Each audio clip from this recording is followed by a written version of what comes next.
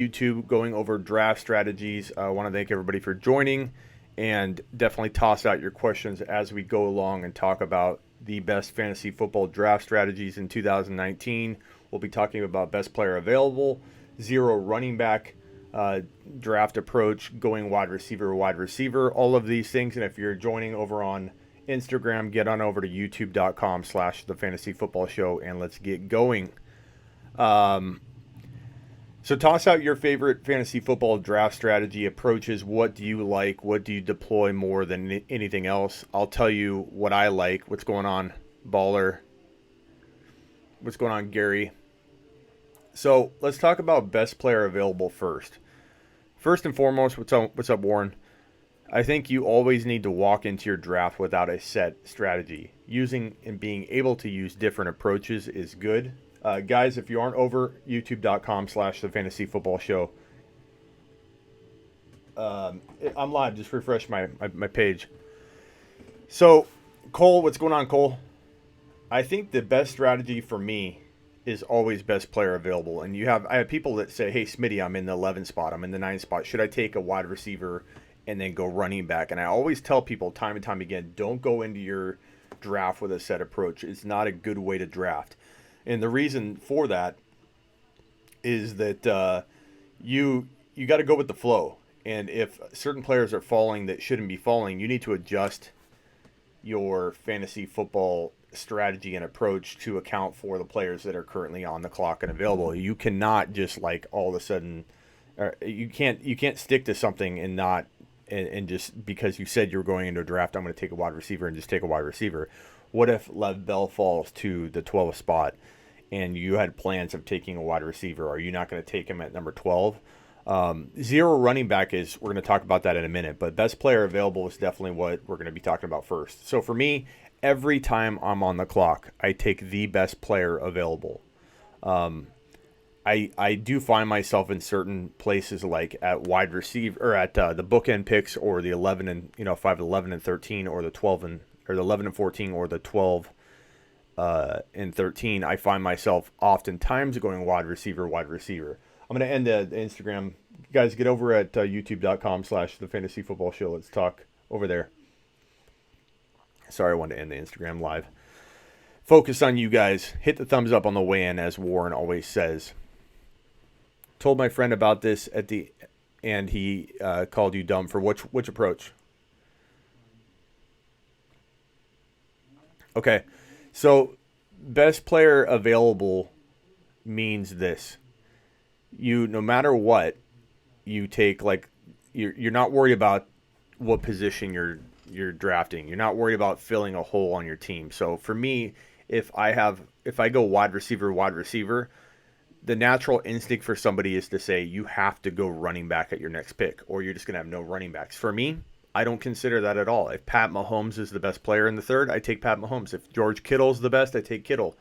Always take the best player available because, yes, you might walk out of your draft saying, hey, this team feels like it has a hole at its wide receiver 3 or a hole at its wide receiver or running back 2. And if you can't live with that, if you lose sleep at night, then maybe it's not the best approach for you.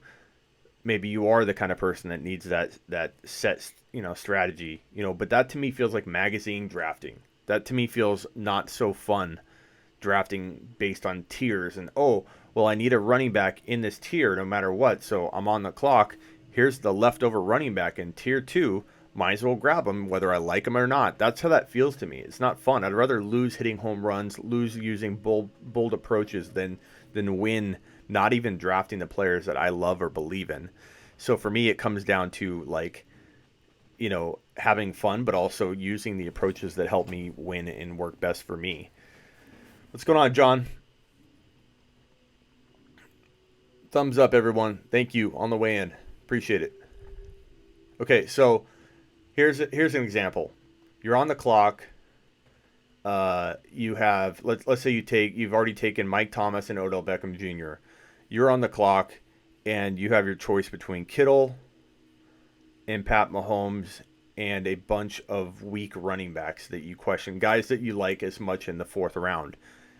Are you going to take a running back just because you don't have one yet, or will you take the guy that you think is going to be amazing? That's my question for you, because so many people just have to take a running back. And in a lot of my expert drafts I'm doing, I didn't draft a wide receiver in one of them until the 7th and 8th round, and I took Tyreek Hill before that news broke that he was potentially not looking at a full season of suspension. So that ended up working out beautifully, because now I have Tyreek Hill and Mecole Hardman as my wide receiver one cuff. Tyler says he loves me some wide receiver this season. Give me Michael Thomas and Juju and Kerryon Johnson and Kenyon Drake. Not a big fan of Kenyon Drake myself, but I do like what you're saying here, other than just that player. But give me Patrick Mahomes every single time in that 3rd round, or give me George Kittle. But I will take Damian Williams. If Damian Williams is there, I'll take Damian Williams all day in the 3rd round. But my point is, best player available is basically when you, no matter what the backlash is, no matter how many people laugh at your running backs or whatever, if you go wide receiver, and the best player available is not a running back at the 3rd pick, don't just force it and take a running back.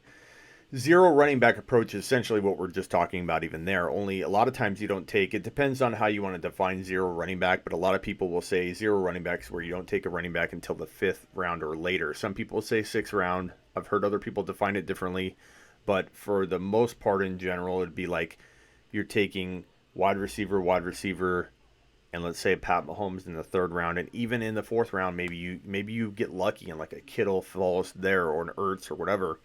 And then you start looking at your running backs later. You're essentially building your team with a zero running back approach, where you're not focusing on running back at all in the first 3, 4, many cases, depending on the definition, first 4, 5 rounds. Tanner. Hey, Smitty, thanks for everything you do and the time you put in. My top resource for fantasy football when you found this channel. Thank you. Appreciate it. So I love the zero running back approach, but again, for me, because I always resort to best player available, I don't go in set on that. I develop my strategy as the picks unfold, as I see who's available, and I definitely don't say I'm going zero running back in this draft. But I can tell you that oftentimes I will lean zero running back before a draft begins if I'm in that 11, 12 spot, just because I figure it's going to end up being like that. Poke, dropping the super chat. Thank you, sir. You know what that means, Poke? Since you're the leading super chat person, anytime you ask a question, I'm throwing it up and answering your question first. What's up? Finally caught you live. Thanks, King. Glad you're here, man. Fantasy Talker, I always got to get a running back right away in the past, but so yeah, I get that. Fantasy Talker, a lot of people do feel that way. I get it. It's not a crazy approach. I'm merely saying that I'll take a running back early if it fits. If it doesn't, then I don't. But I don't force it. There are some people that say I have to take a running back. You can only win if you take running backs in the beginning. That might work for you, and that might be your best strategy. Poke has a question, guys. Poke's first. Look at the running backs picked at the top few rounds in the last 5 years. Eddie Lacy, DeMarco Murray. Yeah, a lot of guys do from year to year just completely, they're top 5 one year and then fall off the map the next. Running backs are kind of fickle like that. But I think this year more than ever we have a very, very strong four that we haven't had for a little bit. Remember, running backs, people were saying running backs were vanishing, and everything's a cycle. That was something I talked about a lot when we were at that stage in fantasy football where you didn't know if the running back would ever return, the Tomlinsons of the old. And right now we have 4 complete workhorse studs that all 4 of them are PPR machines as well. So we have a very unique top 4. But past that, I think the Devontae Adams, the DeAndre Hopkins, those guys can definitely warrant picks over any other player after the big 4 running backs are gone. But for me, Leo, like your show, I have Jones, Tampa Bay, Freeman, Denver, and in a dynasty league. Who should you keep? I think Freeman. Freeman's got the more appeal, I think, at this point. Definitely Freeman.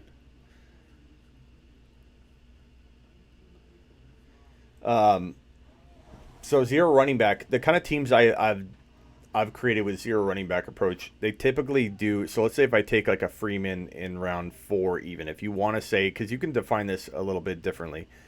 Zero running back to me would still be if you're waiting to the late 4th for a running back. I think you could still categorize that as a zero running back approach because you can get a Devonta Freeman. So if you do go Mike Thomas, Odell Beckham Jr., or whatever wide receiver you want there, Mike Evans, if you will, if you hate Odell.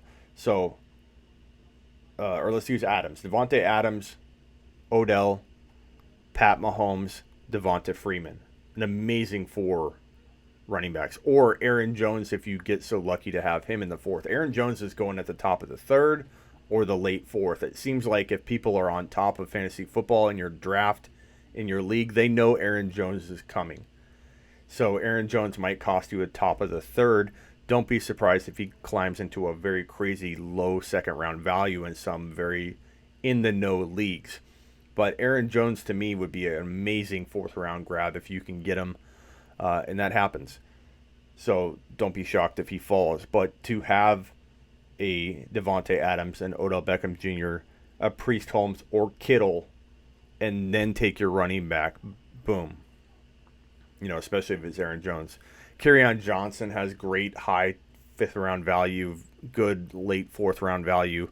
Risky, but great guy to grab, I think, considering the upside, because he could have top 10 running back upside. Then you have Devonta Freeman, who you either hate or love heading into 2019, and I don't find many people in between. A lot of people worried about injury, concussion, his size, can he stay healthy? But given that you can cuff Freeman to Ito Smith pretty easily, I think Devonta Freeman has a ton of sneaky good appeal heading into 2019 and beyond. The risk is all in that value, at that 4th round value. I say if you want to go risky with your running back 1, he is probably one of the top candidates in 2019 past Aaron Jones. So Aaron Jones, then Devonta Freeman. Derrick Henry used to have that kind of high 4th, late 3rd round value, but now Henry's climbing as high as the top of the 3rd. So Larry has a good question here. Smitty, you going to try and get Hunt using your zero running back? So for sure. So running back's the target if you want to go zero running back. Daryl Henderson's number 1 on my list by far. You want Daryl Henderson on your roster if you're deploying zero running back approach. Number 2 running back to have on your roster if you're deploying this approach. Hold on. Poke is asking a question. That's what happens when you do the super chat, guys. Who are you taking first in Dynasty? Williams or Anderson? Tyrell Williams, I assume you mean. Probably Robbie Anderson. Tyrell Williams has some like late value, but I think Robbie has more appeal and probably drafted and ranked a lot higher on average. So, back to what I was saying. If you have more questions, Poke, throw it out. But I think you have... okay. Sorry, I'm reading some of the comments here. Thumbs up on the way in, says Larry. So, Daryl Henderson, number 1 running back to have by far if you're doing zero running back, because if you land him, you can win your league, because you'll be so stacked at your other positions. Given you did go zero running back, you're going to clean up if Daryl Henderson's a top 5 running back like I predict he will be. Then I'd say number 2 would be Jalen Samuels. Might be the second best running back to have, given that he costs so little, in relatively speaking, to have if you're going zero running back, because he too can be a top 10 running back, top 5 to 10 if he's starting. James says zero running back makes me very sad this year. Why is that? And what's with the thumbs down? Is that you, James? You gonna thumb down this topic? How are you gonna thumb down this topic? We're going over why this approach may work, may not work. Going wide receiver is a very popular approach. Okay. The number 3 running backs. You got Henderson, you got Jalen Samuels. Kareem Hunt is a very, very good running back. If you have deep rosters where you can roster a ton of running backs, if you're only allowed to carry 5 total running backs and you start 2 or 3, then of course you can't roster a Kareem Hunt. Like, common sense. So if anybody's going to throw that at me, Smitty, that's horrible. I got somebody that blasted me earlier in the year when I talked about. Okay, and just you said that right when that came in. I was just kidding, James.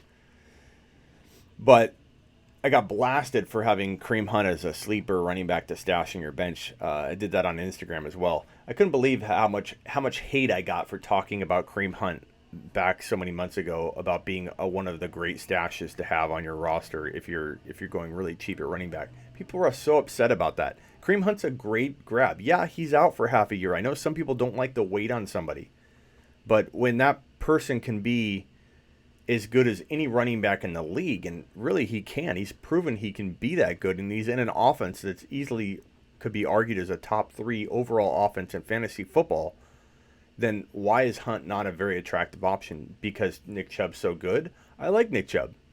I think Chubb and Kareem Hunt together are a top 5 to 10 running back. Nick Chubb by himself, though, I don't know that I want to own him. That's one of those weird things where together I want to own shares of Chubb, Hunt together. Freaking fantastic low-end running back 1 that you get at the cost of second round running back 2 type value. But without Kareem Hunt, you are rolling the dice big time because Chubb is a very aggressive runner that's likely to get hurt. But standalone value-wise, I love Kareem Hunt. I love Jalen Samuels. I love Daryl Henderson. And I'll pull up my rankings at sleeperu.com, and we'll go over some more guys that I think we should throw out as players that should be in your zero running back mentality.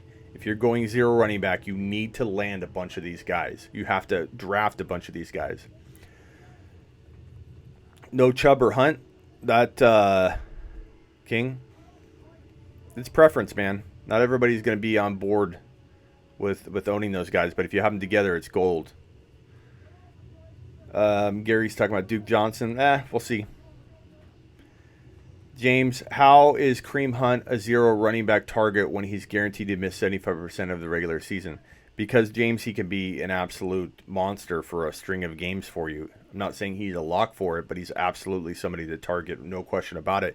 James, if you're going zero running back, you're going to have players on your bench that you may not be looking to play right away. That's the nature of it. If you're going to have a bunch of good running backs and then try and mix in those Hunts, yeah, you run out of roster spots. When you go zero running back, you have to deploy strategies like that because you're going to have room for it.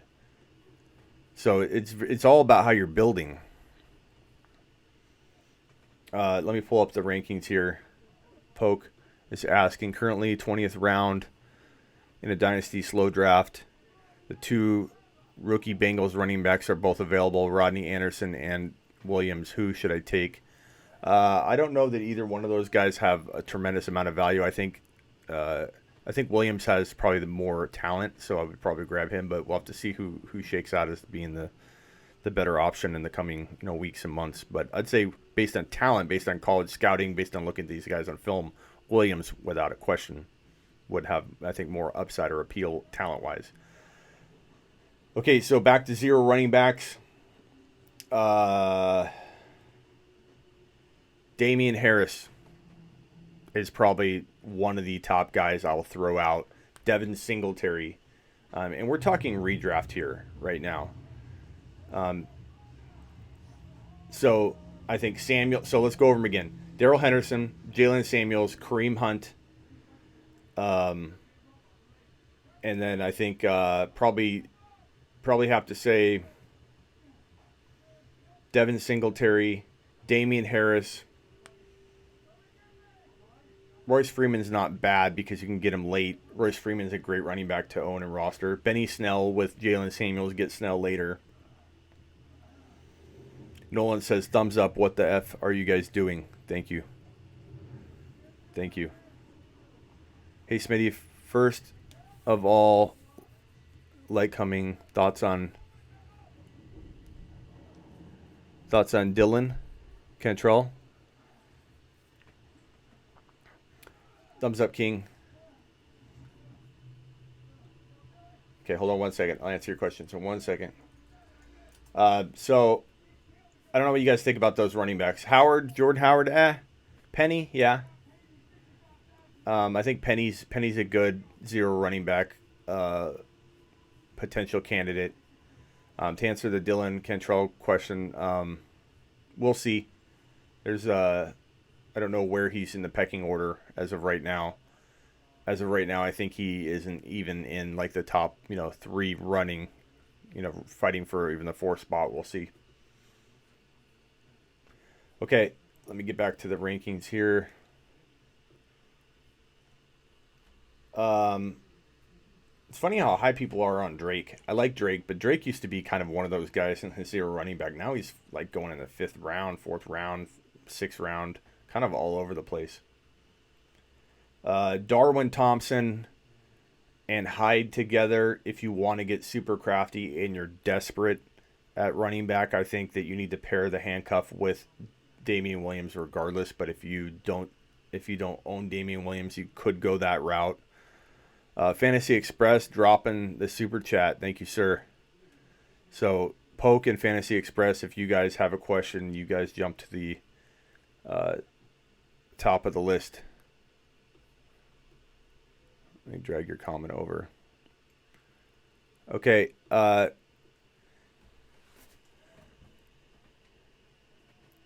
Fantasy Pros showed up 3 out of the 5 running backs retaining. Barkley might be running back 1, but not where he's drafted. Sup, Poke. I'm sorry, Express, if you have another way to word that question, or if you're just referring to Poke on that one. But thank you for the super chat, my friend. If you have any questions, toss them out, and you go to the top of the list on answering those. James is saying, guys, Hunt guaranteed nothing for 9 games. Literally drafting 0. I get that, James, and you're going to hear that from about, 60%, maybe even more, 65% of people.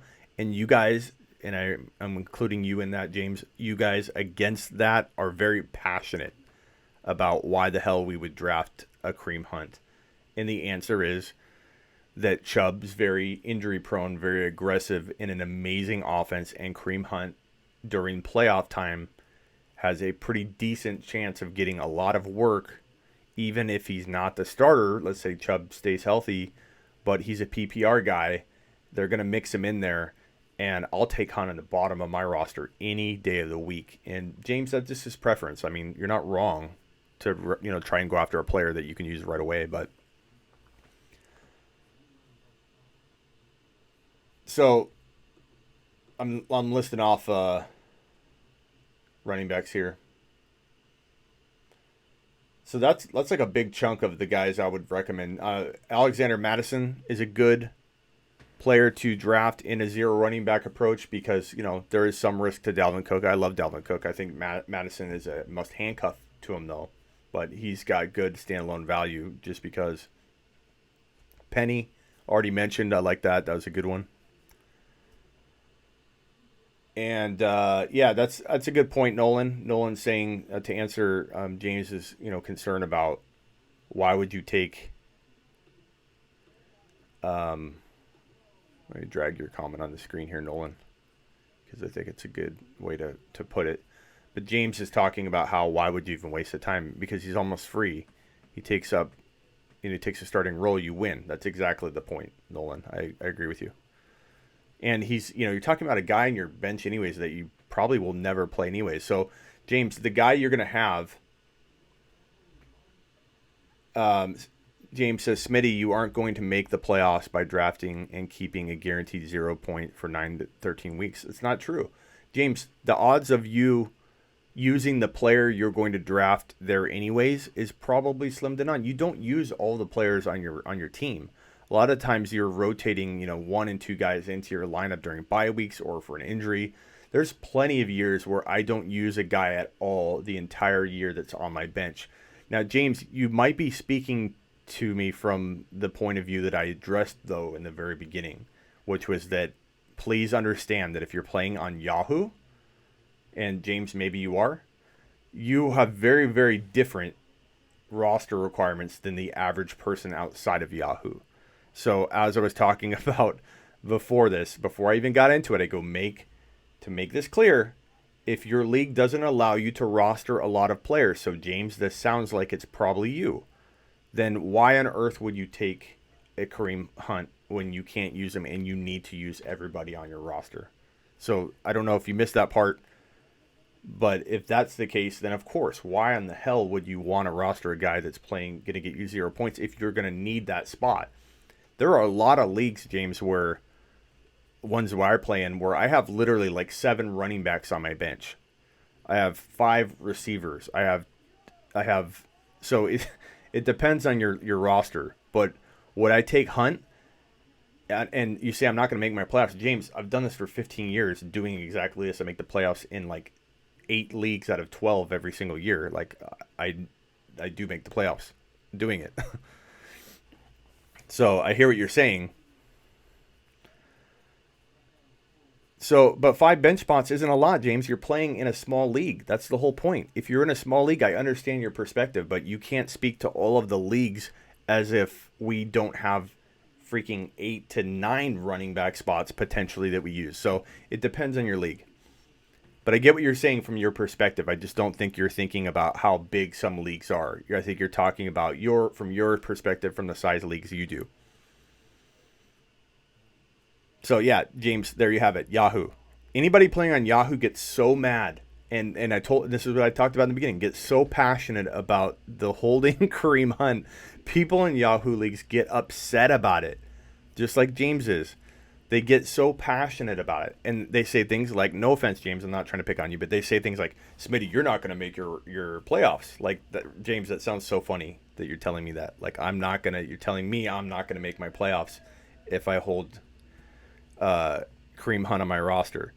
And I'll be okay. I'll be okay.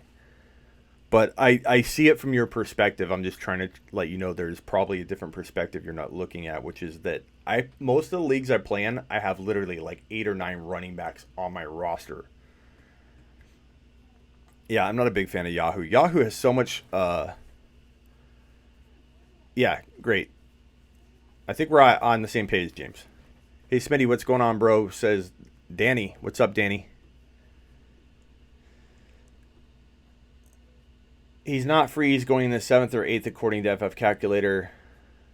Well, it depends on where you can get him to, Antonio. Sometimes he is really late. Sometimes he isn't. So it's all perspective. It's all where you're getting him. All right, enough about Hunt. I swear, that topic, that's why I prefaced it in the beginning.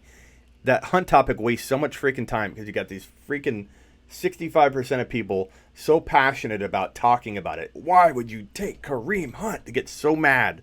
And then the other 45% are like, I want him. I want to take him. So it's like it's just a weird topic, and that's why I tried to preface it in the beginning. It's just crazy. Okay. So when do you guys like the running back approach? Do you typically, let's say, and let's talk about best player available with us, but let's also throw out a scenario. So you get Alvin Kamara at number 4, and let's say Mike Evans goes, Antonio Brown goes. And so your second round pick, you're looking at a Dalvin Cook as being the best player available. And oftentimes Dalvin Cook is the best player available in the mid-second to late second round. So do any of you in that position make yourself go get a wide receiver with your next pick because you've gone running back? And let's say it's a 3 wide receiver league. Would you pass on trying to think of running back. See, the thing about that, though, what usually lines up is when you're in the 3rd round there are more wide receivers and more like tight end and QB options available, I think, than the running back options. I find myself wanting 2 or 3 running backs in that 3rd round almost every single time. Those running backs being Damian Williams. Let me pull up a ranking here so I'm not missing anybody off the top of my head here. But in that 3rd round, you're looking at Damian Williams. Potentially, he goes in the 2nd sometimes. You're looking at David Montgomery on occasion falls into the 3rd round, but he's kind of creeping up, or goes in the 3rd round. He kind of creeps up into like the very bottom of the 2nd in some recent drafts, which is kind of high. Aaron Jones is a 3rd round running back to consider, and then past that, like really, it's all about, for me, Mahomes, George Kittle. Are they available? And then if not, then yeah, you have like the Adam Thielens, you have maybe T.Y. Hilton falls there. Maybe somebody grabs him really early. You have the Keenan Allen types, the Amari Cooper types, the A.J. Green types.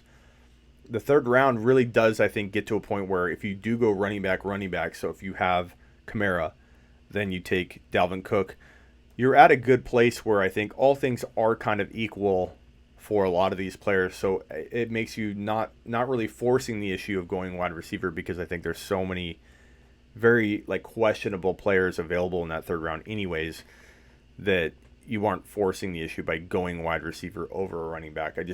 Unless Damian Williams is there, there's not a lot of running backs that I feel like I'll take no matter what. Damian Williams is like literally the last one. Maybe Aaron Jones. So Larry, you like carry on. Let's see. Let me move this over. Where's your comment, Larry? There it is. Larry likes carry on, Mac, Kittle, Mahomes in the third round. I like that. Montgomery, Justin says, is looking at 200-plus touches. I agree. I think he could be looking at a 1,000-yard, 6 to 7 TD season. So I like him a lot.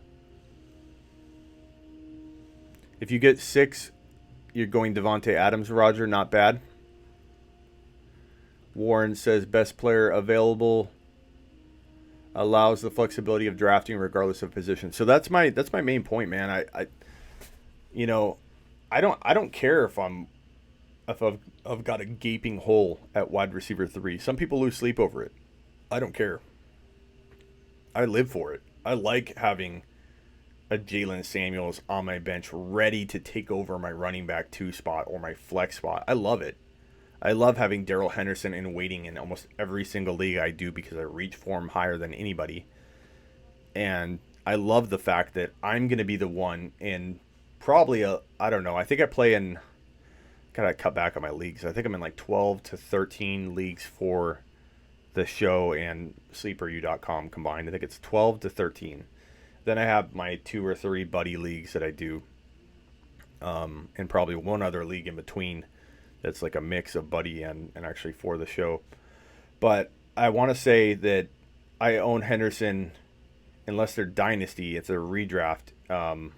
I've done 2 of the drafts early in redraft, done a startup dynasty, and done, I think one of their, God, I'm mixing some of my leagues. I did 2 for Instagram. So I think I've done 5 total drafts so far. I think I own Henderson in all 5 of those drafts. One of them is the Throne League on Instagram. The other is an expert league. But I've done 5 drafts total so far, and I own Henderson in every single one of them. And I love the fact that when he goes off, I'm going to be dominating all of those leagues. And if he doesn't, I still do okay, because even if I took him high in some respects, it's not going to cost me in my league. What's up, Smitty? Been on vacation, but I would rather have a zero wide receiver. I feel that running backs are the foundation. And a lot of people feel that way. You're not alone, Terrence, but again, that I think don't walk into your draft set on taking running backs. Take the best player available. If those are running backs, and so be it. But everybody drafts differently. So Terrence, if that's how you win, and you've proven this is the way you win, you know what that probably means, Terrence? You're good at wide receiver scouting, and you're good at seeing what wide receivers could fill the holes better than the running back. So Terrence, if that's how you dominate, continue to do it. Don't listen to me or anybody else that tells you to do a certain approach. Do what works for you. And I stress out for everybody. If you think, oh, okay, Smitty's right, maybe I should try this, but you've been winning doing a certain way, stick to your way. Stick to the way that makes you win.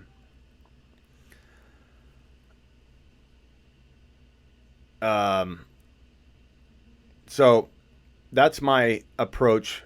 Those are my top, I think, ways to describe the best draft strategies. The best player available, but always deploy that amongst all your strategies. 0 running back approach, which is a fun approach, but I think I only do it if it falls in line with the best player available, because I always go back to best player available. I think that's the key to fantasy football domination, is to not get yourself caught up to where you're drafting a player you don't necessarily believe in or like just because he's the last in a tier. Then going wide receiver tends to fall in line with 0 running back. So these are all kind of in line. 1, 2, 3. If you stick to best player available, it oftentimes leads you to zero running back, which oftentimes really is the wide receiver, or it absolutely is, because zero running back means you're not taking a running back in the first, at least 4 rounds, or you could say 3, and then that leads you to wide receiver. So if you're going to go running back, that's okay too. But if you're in a 3 wide receiver league where you're starting 3 and you go running back, you just got to make sure you know what you're doing and landing your sleeper wide receivers. You've got to be able to deploy what I did in the Instagram Expert League that I recently did, where I got Tyreek Hill and Mecole Hardman and cuffed them together without taking a wide receiver until the 7th round, because during that draft, the news had not broken yet, suggesting that Tyreek Hill may actually play more this year than we had originally thought. So that's how you dominate. But that wasn't luck. That was me attacking that cuff. And in fact, I drafted Mecole Hardman first. And then that was my first wide receiver in the 7th round. And before I took another wide receiver, I took Tyreek Hill next. So I knew that cuff would secure me. And let me show you that roster. Let me try and pull it up. So I'll show you the roster in that league, and then we can talk about the Throne League too. But in the Instagram Expert League, my roster is this one. Let me show you. And this, honestly, is one of the best teams I think I've assembled in a very long time. And it's with some of the best, there's a lot of awesome experts in this league. 2 football guys, writers. Fantasy Sharks is in it. A bunch of Instagram experts are in it. Some of the same guys in the Throne League. Okay, let me drag this on the screen here and show you this roster. So this is my 0 running back roster, the approach that I did. This is the definition of 0 running back.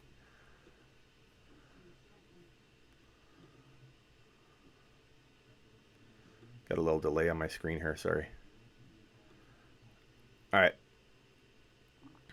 This is the definition of how to deploy the 0 running back approach, and I believe flat out dominate your league.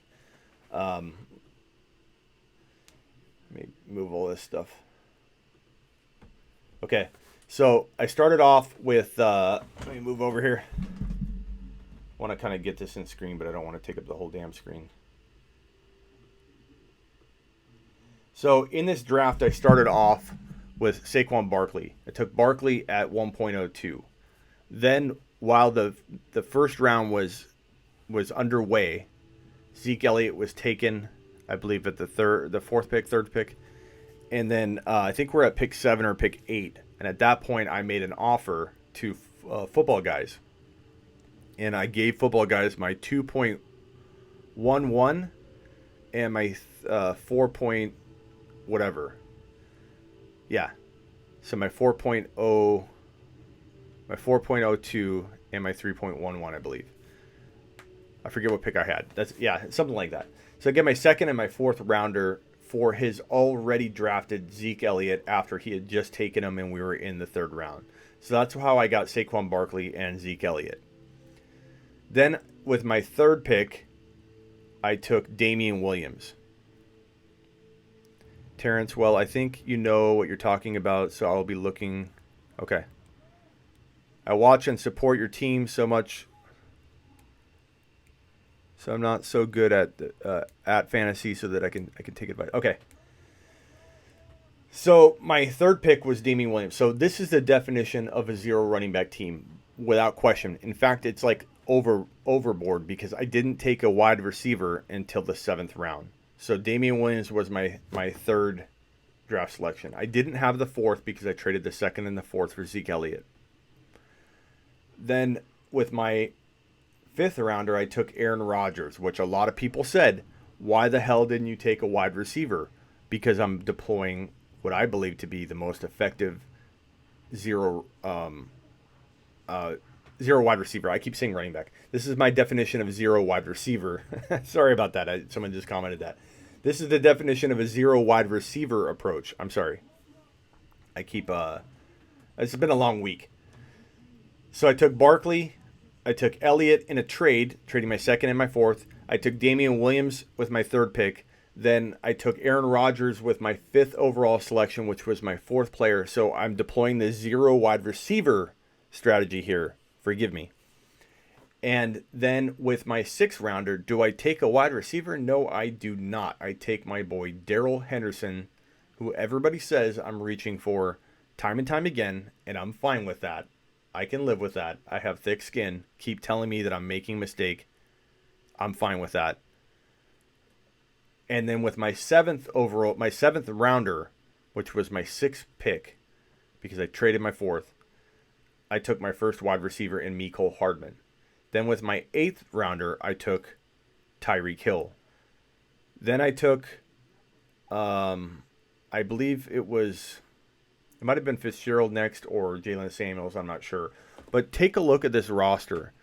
I've got Samuels and Snell, Daryl Henderson, Damian Williams, Darwin Thompson, cuff to him. And yeah, maybe Hyde is the cuff. We'll find out. But for now, I'm picking Thompson because I think that Darwin, come time to need him, will be the cuff if I do need to.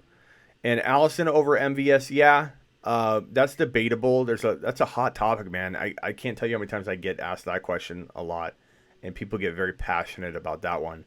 For now, we'll see what happens there in Green Bay, but whoever is the number 2 wide receiver, I think, is going to have a big year in Green Bay. So keep an eye on that. Goddard is one of my surprise tight ends here. I took Burton because I think Burton, if he can get healthy, if he is healthy, will be pretty good. But Goddard is my sleeper tight end here that I think is going to have a bigger year than people say.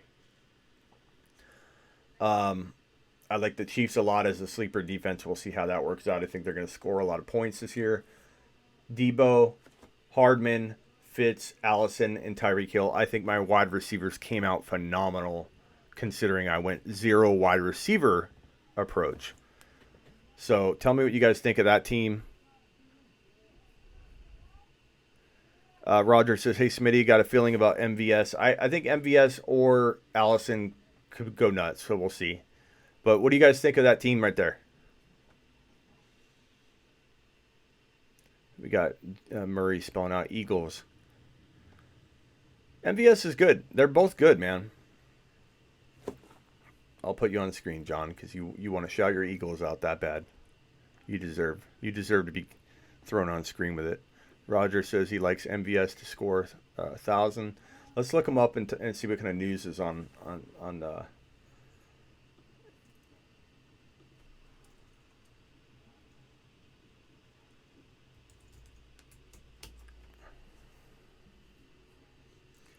So I like Allison right now.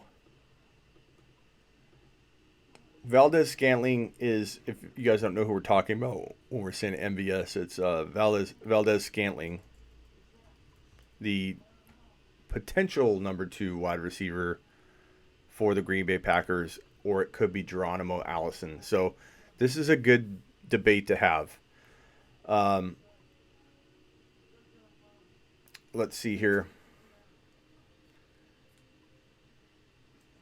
Scantling has repped ahead of Geronimo Allison in Green Bay's clear number 2 role. That's one report on it. Strong candidate for a second-year leap. I like both Allison. I'm not arguing that this could go either way because I'm with you on it. I like both of them. In fact, I don't like handcuffing wide receivers, and I honestly before this year I've never talked about it much at all. But I think that this could be the one year where obviously, and the point has already been proven on this one, but Hill and Cole and Hardman are the best handcuff wide receiver situation I've ever come across. So I think that, because it's not a thing, handcuffing wide receivers just isn't a thing. But Allison and MVS, Valdez-Scantling, could be a potential cuff situation. But there are reports here that with Cobb gone, the path is open for Allison to play a big role behind Adams. Let's see here. Not a whole lot of news on either of them, but I think you're going to get split. Or you'll probably get more people talking about Valdez-Scantling, I think. So, you're not alone. You're probably in the majority of thinking that MVS is going to have a better shot at being the number 2. But I think don't count Geronimo Allison out. I think both of them deserve a look. All right, I'm going to close this team out. But what a team. Honestly, one of the best teams I've fielded in a long time. Barkley, Elliott, Damian Williams with Samuels and Henderson on the bench. This is going to be a team that I think I'm going to blow everybody out of the water with, because I'm built for being able to trade one of those running backs later. If Henderson gets in there like I think he'll get in there, I'll be able to trade Damian Williams for a big name wide receiver. But Fitz, Tyreek Hill with Hardman cuffed, and Debo I think will have a good rookie year. I think this is going to be a pretty damn good team. Pretty excited about that expert league. So let's add in. Let's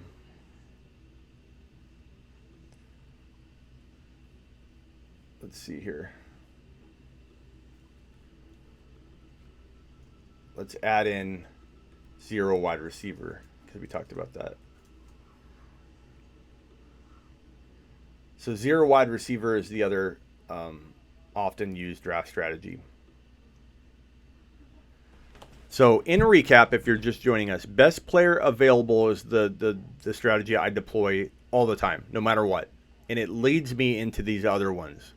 I don't ever lead with one of these 0 running back, going wide receiver, which is essentially 0 running back, but maybe a lesser version, a poor man's version, because you might go running back in the 3rd round. But 0 running back, you wouldn't go running back until like the 4th or 5th round. So they're slightly different. One's just more committed to the theory.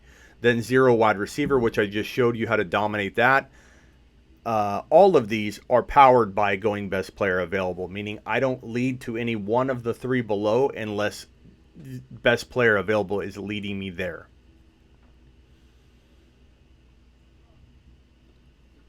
Terrence says, Smitty, ironically, you're debunking your 0 running back conspiracy. Just joking with you, bro. No, and it's funny you're saying that. That's a good point, because I just showed how dominant a 0 wide receiver approach could be. But I've never said 0 running back is the only way to go, though. So not really debunking anything, because I think all of these strategies are pretty awesome. Warren Singh hit the thumbs up. Warren's always my thumbs up advocate. I appreciate it. Bill, you have a question. Fire away, Bill.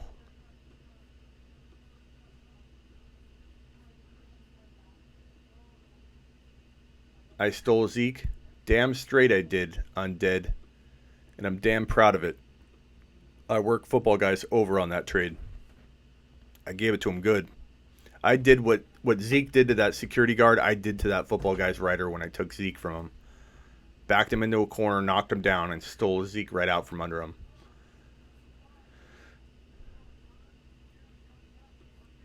Danny says, nice team, not bad, especially, or he said, not bad, especially 0 wide receiver approach. Thank you. Rodgers says, if Hill doesn't get suspended, it's over, you won. I appreciate it. I think, and if Hill doesn't, and Terrence says he likes the 3-headed monster, and it's almost a 4 if you consider Rodgers like the lead monster of that, because I think a QB can be a part of that 3-headed monster approach. I don't think it always has to be a running back.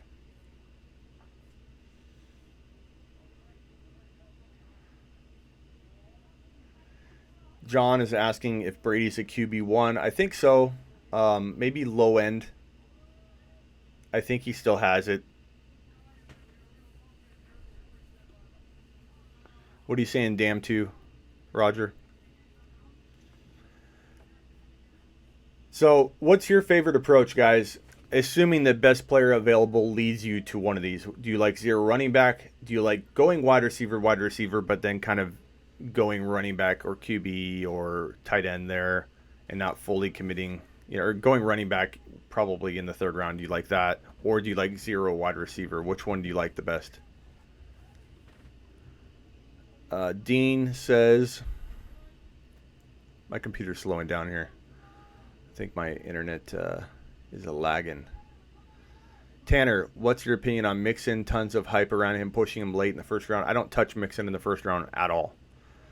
And it's not that I don't think he can do okay for you. I just think when you draft Mixon as a 1st drafted player, you tend to, in my opinion, at least I do, look at that roster and think, man, I'm like missing my 1st rounder. I feel like I have 2 second rounders with Mixon and whatever player I take with Mixon. I just don't like the look of my roster, and I think it's kind of a gut instinct that Mixon to me doesn't feel like a first round player. So, Dean, you like Mixon. I'm not saying don't trust your gut and roll with him, but for me, Mixon just feels like a little bit of a risk.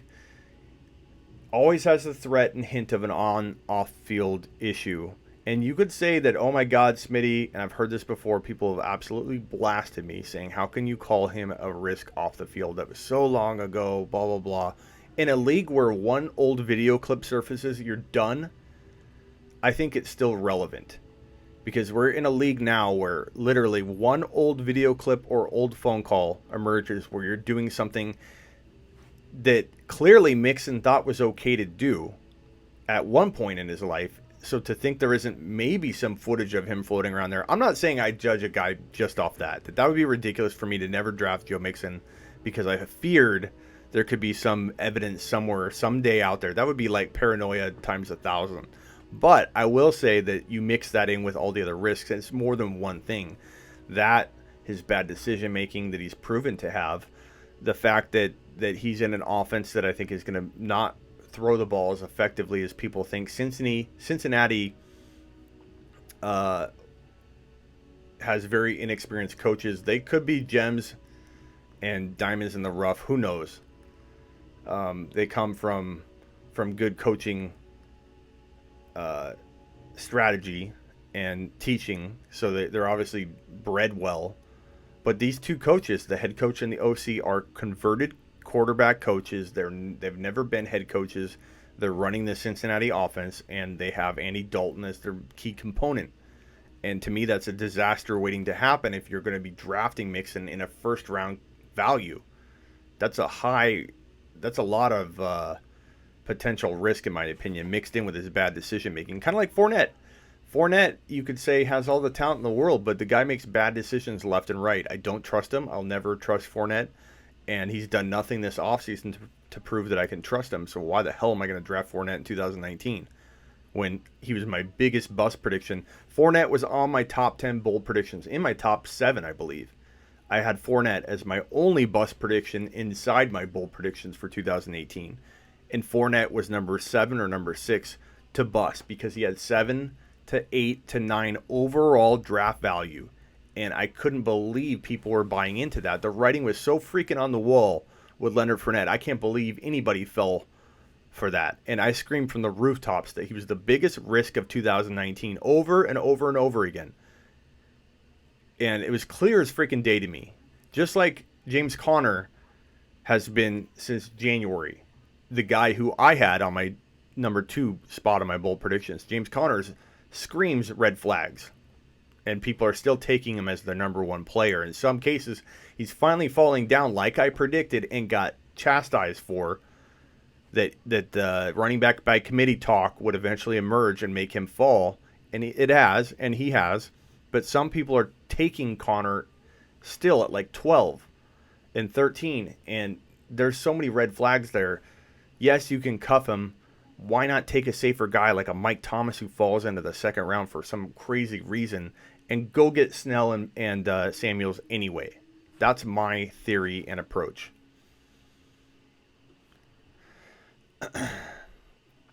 I fell for it in one league, had Cook and Fournette RIP. Yeah, that's a tough break. You couldn't have saw the Cook thing coming with that.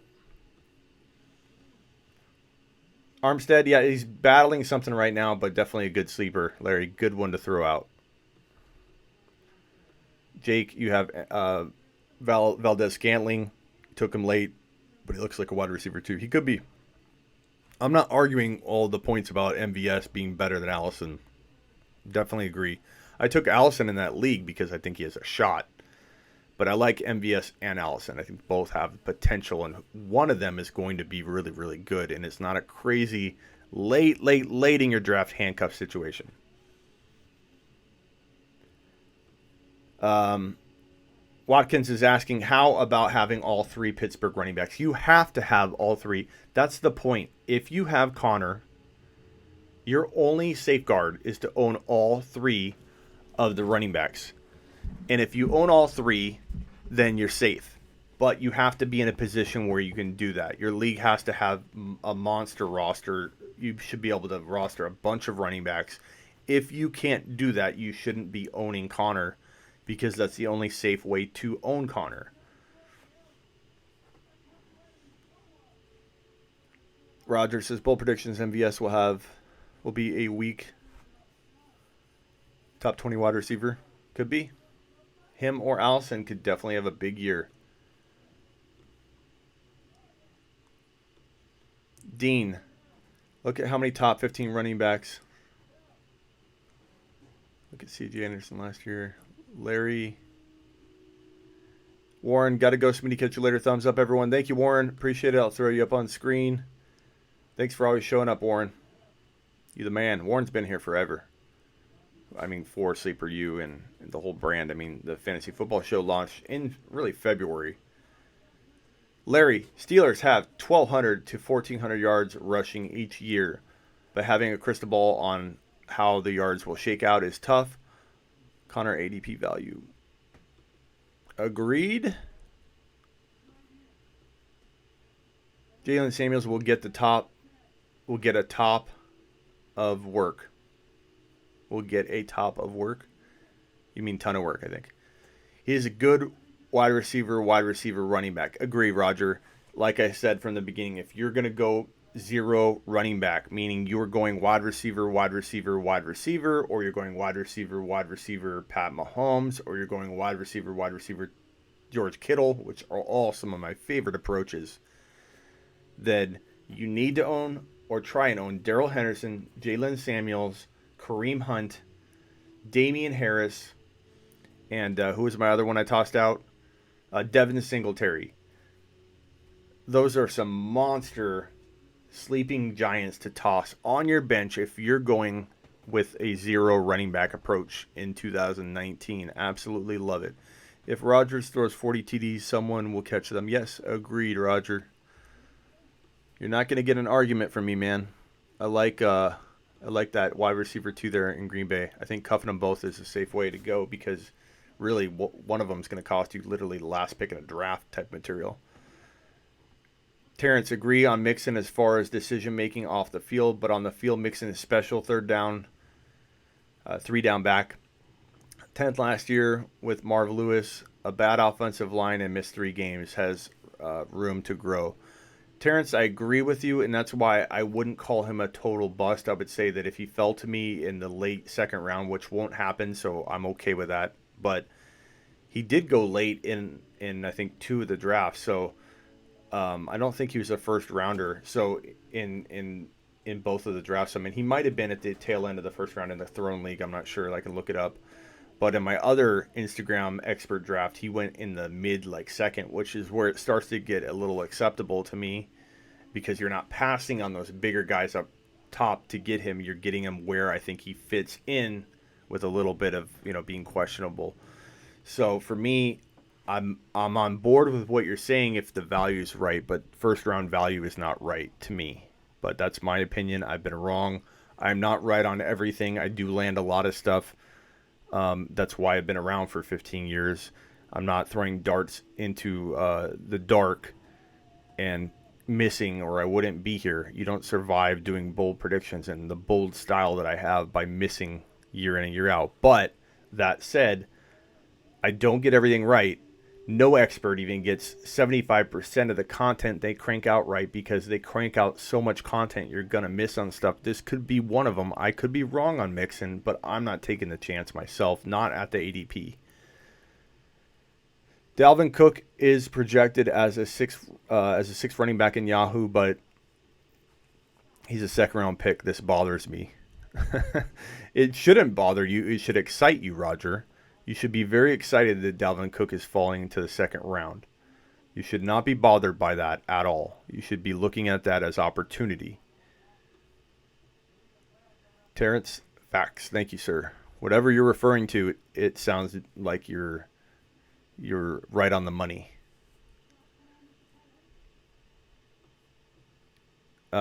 Gil is asking wide receiver, or wide receiver tight end. Gil, you missed the beginning, because everything boils down to best player available. Best player available will lead you to every one of these strategies. So I cannot answer that question, nor will I ever answer that question for anybody that asks me, should I go wide receiver, Smitty? Should I go wide receiver, running back? I tell the same. I almost have like a canned answer to people I should just paste in, but I like to answer everything personally when I've asked Smitty feature on sleeperu.com. If you aren't a member of sleeperu.com, get over there, subscribe. It's one low price for the whole season, but I have an Ask Smitty feature, and I get that question so much, and my answer is always the same. It's, guys, take the best player available. If George Kittle's the best player available in the third round, then take him. Am I taking a tight end in the second round typically, Gil? No, I'm not. Probably never will in 2019 take a tight end in the second round. That means I won't own Kelsey, and I'm okay with that. You know why? Because I like George Kittle as much in 2019. I truly do.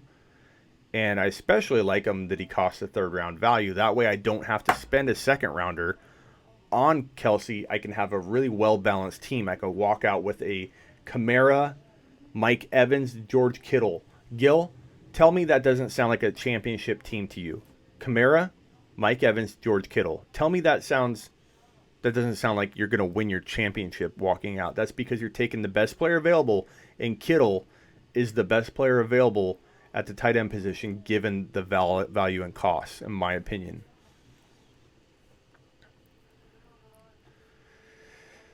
I don't get a top 4 pick. Oh, gotcha.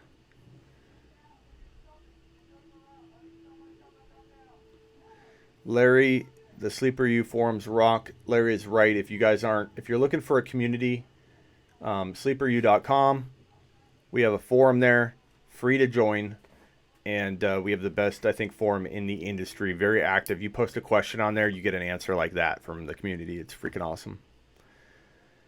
Oh, and yeah, Chris, good thing you brought that up because it's time to talk auction. So great reminder, next topic. And then we'll be over our time here. We're already over an hour. So auction drafts, probably my favorite draft, Chris. If I can help it, I will auction draft every single time. Reason being is you have control of your own destiny when you do an auction draft. You can get the guys you want. You can go wide receiver at will. The people that love to go a certain way, if you like to go wide receiver, running back, this is where you can live comfortably and not have to live outside of the laws of Smitty drafting, which is take the best player available. You can go handpick your running back, wide receiver type of approach every time in your draft. And so for me, I have to say that auctions allow me to deploy my wide receiver, Baker Mayfield approach, which I absolutely love, or my wide receiver, George Kittle, Baker Mayfield approach, or if I can, Patrick Mahomes.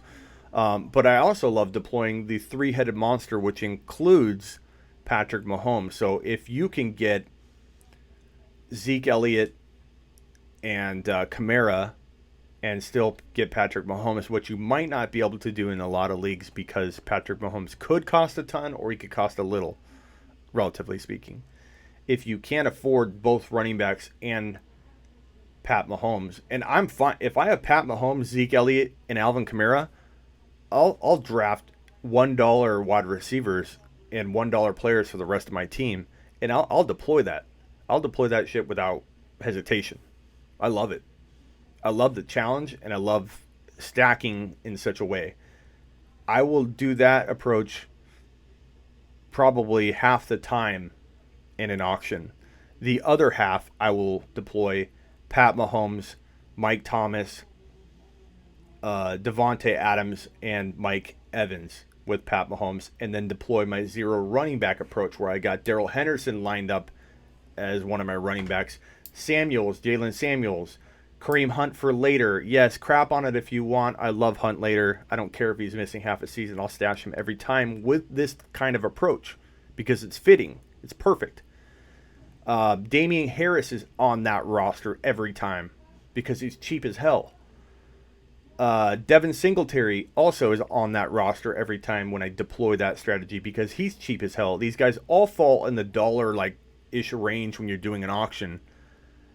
And, man, I'll take Mike Thomas, Devontae Adams, or Odell Beckham Jr. is probably cheaper to make all this work, but Devontae Adams, Odell Beckham Jr., Mike Evans, all those running backs I just listed, from Daryl Henderson to Jalen Samuels to Kareem Hunt to Damien Harris to Devin Singletary, and then Pat Mahomes. Give me a championship right now with that roster. I love those crazy approaches. You know what other approach? Get ready to call me insane, but I want to try this year, and I'm going to try and find a league to do this in, and maybe do it like where people don't know that I'm doing it or who I am or whatever. Just join a league, a money league, and try it. But I want to draft all Kansas City players in one league and just see what happens. If some of you remember the year that Peyton Manning was going nuts in Denver, I drafted an all Denver team that year in one of my leagues to try it out as an experiment, as like a social experiment, if you will. And I won. I dominated that year with Peyton Manning and every single one of those Denver players. I think I did that in, what year was it, with Tom Brady as well. The year that he had Randy Moss. I had Tom Brady, Randy Moss. I had pretty much an all-Patriots team, dominated that year. I'm tempted to try that with this Kansas City offense in 2019, because in an auction you can pull it off. In an auction you can take Pat Mahomes, you can take Damian Williams, you can take Kelsey. You can probably still get away with Hill if you're drafting early. But that is one fun approach that I would love to deploy just as a social experiment. Hopefully I didn't scare off too many people with that one. But that is that's a fun strategy that I want to deploy and just see what happens. Julio, AB, Thielen, Ertz, 12-man auction 200. Julio, AB, Thielen, Ertz. Not bad. Not typically the look I'd have, but mainly because I'm not a big Edelman believer. I'm thinking Thielen drops off a lot, and Ertz for some reason scares me at the value that you got to pay to get him on your roster. So Julio I like, but there's other receivers I like more. I like AB. So out of all the players, Frankie, you mentioned, the only one I'm like totally on board with is probably AB given the cost. Julio I like a lot. I just worry about him every year whenever I drafted him. Would you do the same for the Colts? No, not this year. I mean, you could maybe do some damage with that, but I think the Colts, yeah, it's not quite the same as the KC offense in my opinion. And again, I'm not doing that because I think that's the best strategy out there. I'm just telling you, what goes through my mind and how I have fun when I do freaking 12, 13, 14 leagues, or total over 15 if you can count all my buddy leagues. So sometimes I have to entertain myself a little bit outside of the box to get my rush, I guess you could say. But I did dominate that year with Peyton Manning and that Denver offense when he was absolutely insane. So it's just kind of a funny story. And I actually don't talk about that much because people don't react to it very well. They're like, oh my God, I'm afraid people are going to be like, this guy's freaking crazy to draft everybody from one team to try it out as an experiment. But that's what it is. It's like an experiment of sorts to say, hey, if Casey's throwing for 50 TDs and you accumulate all those players, and if Casey's going to run for 12 TDs and you have the running backs, yeah, so best ball would be a great way to try that. I want to try that. Let's try that. Let's deploy that in a couple best ball leagues and see what happens. See, that topic even got a thumbs down right now, which is great.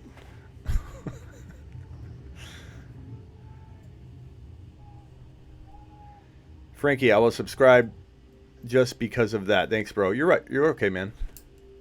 Thanks, bro. Great response. Love your content. Thanks, Frankie.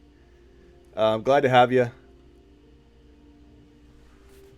Definitely don't mind that approach that you have going there. I think I just like a few other players more than the ones you got. But if is it a mock draft that you did, Frankie?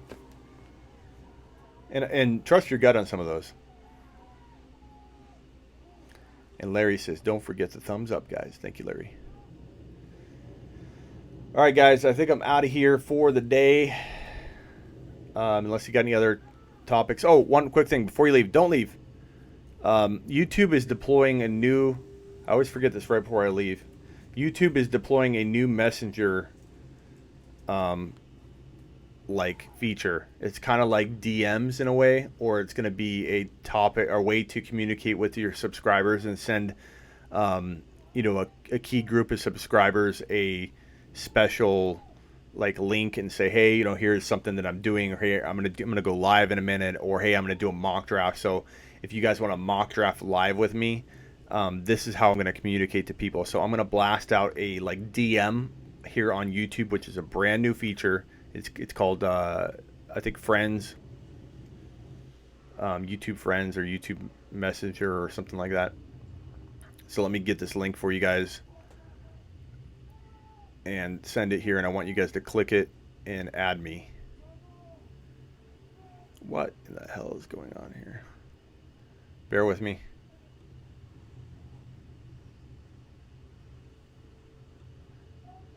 Okay, copy link. Okay, here it is. So I'm pasting it in. Yeah, some of you have already done this. Larry, you already did it. Matthew, you already did it. Click this link right here and add me to your Messenger friend list, if that's what they're calling it now. And then when I do live mock drafts, I'm gonna do a YouTube followers league, and this YouTube followers league will be like 13 of you guys and then me. And we'll do a league. I'm going to have somebody, one of the YouTube people in it, one of the YouTube members, is going to run the league for me because I just don't have time to run it. But I'll be in it. We'll compete together. So it's a followers league or a subscribers league in this case for YouTube. This is how I'm going to let you guys know that I'm going live to pick the people that will be in it.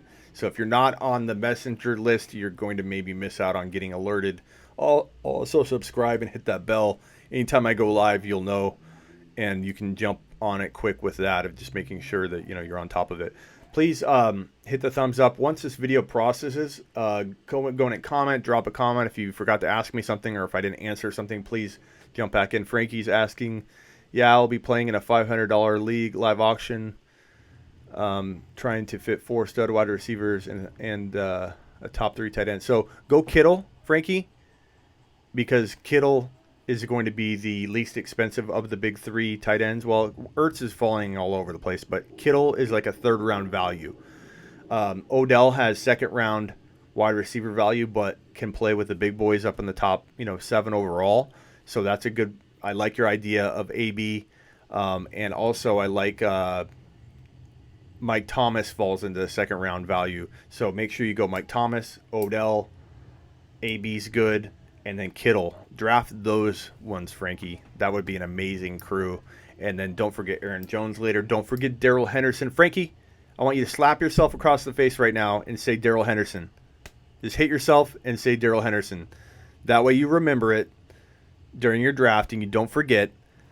Make sure he's on your roster, Frankie. If this is a $500 league, I want Jalen Samuels and Daryl Henderson on your mind when you're drafting your late running backs, because Jalen Samuels and Daryl Henderson can win you the league, and you're talking about a big money league, so make sure they're sitting there and they don't cost you all that much. Take Henderson when you see him kind of in view of the pre-rank list, so don't let anybody else see him. Once he pops into view, you're going to have to take him a little early. Don't take him any earlier than the late 6th to like top of the 7th. Try and get him in the 7th round if you can, but Daryl Henderson could win you a league. Don't forget to click that link, guys. I just posted it. Let me see if I can pin it.